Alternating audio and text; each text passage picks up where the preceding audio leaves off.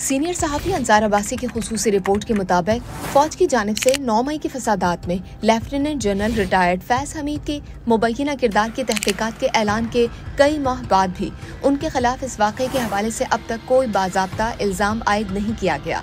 नाम जाहिर न करने की शर्त पर एक सिक्योरिटी अहदेदार ने बताया कि जनरल फैज के केस में कुछ नया नहीं, ताहम जैसे ही कुछ मिला तो हम आपसे शेयर जरूर करेंगे। गुज़िश्ता साल पाक फौज के शोबे ताल्लुकात आमा ने बताया था कि जनरल फैज हमीद पर सियासी सरगर्मियों में मुलविस होने, ऑफिशियल सीक्रेट्स एक्ट की खिलाफ वर्जी, इख्तियारात के नाजायज इस्तेमाल और रियासत को नुकसान पहुँचाने के इल्जामात के तहत कार्रवाई की गई है। ताहम बाज़ विफाकी वज़रा की जानिब से उनका नाम 9 मई के वाक़यात से जोड़ने के बावजूद इस मामले में उन पर बाज़ाब्ता तौर पर कोई इल्ज़ाम आयद नहीं किया गया। जनरल फैज हमीद के वकील मियां अली अशफाक ने बताया कि 9 मई के वाक़यात में कोई ऐसा रिकॉर्ड या शहादत मौजूद नहीं जो उनके मौक्किल का किरदार साबित कर सके। अब तक जितना भी रिकॉर्ड देखा या पढ़ा गया है उसमें ऐसा कुछ भी नहीं जो जनरल फैज का उस वाक़े से ताल्लुक जोड़े। उन्होंने मजीद कहा कि अगर ऐसा कुछ होता भी तो वो उसी सूरत सामने आ सकता है जब बाज़ाब्ता फर्द जुर्म आयद की जाए। ऐसी कोई फर्द जुर्म फिलवक्त मौजूद ही नहीं। रिपोर्ट के मुताबिक ISPR पहले ही ये बयान दे चुकी है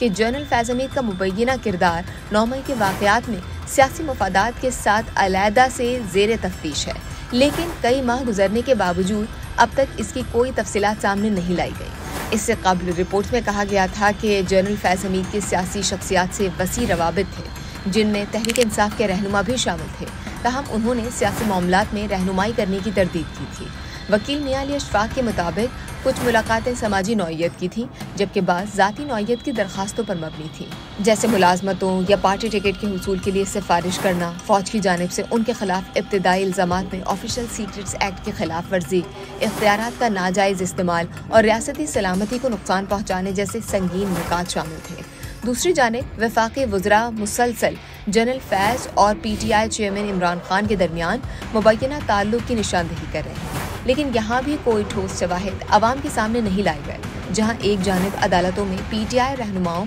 और कारकुनों के खिलाफ केसेस की समाअत जारी है और मुतादिद को सजाएं भी सुनाई जा चुकी हैं, वहीं दूसरी तरफ साबिक DGISI जनरल फैज के खिलाफ 9 मई से मुताल्लिक किसी फर्द जुर्म की गैर मौजूदगी की वजह से इस ज़मन में इल्ज़ामात गैर मुसद्दिक़ा और नापुख्ता लगते हैं।